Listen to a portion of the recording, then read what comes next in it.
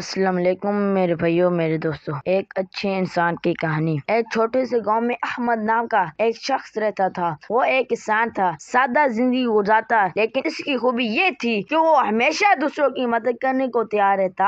احمد صبح سویرے اٹھ کر کھیتوں میں کام کرتا، لیکن اگر کسی ہمسائے کو کوئی مسئلہ ہوتا تو وہ فوراً اپنا کام چھوڑ کر اس کی مدد کو پہنچ جاتا۔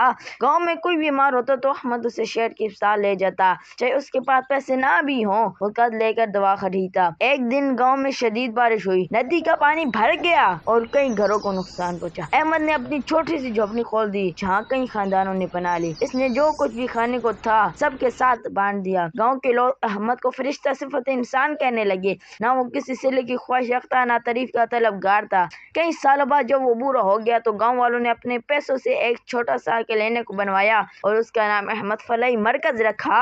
ایک ایسے انسان کی یاد میں جس نے کبھی اپنا فائدہ نہیں سوچا، صرف دوسروں کی خوشی کو اپنی خوشی سمجھا۔ تو میرے پیارے بھائیوں، میرے دوستوں، ہم کو سبق اس سے یہ ملتا ہے، اچھے انسان بننے کے لیے دولت نہیں، نیت اور خلوص چاہیے۔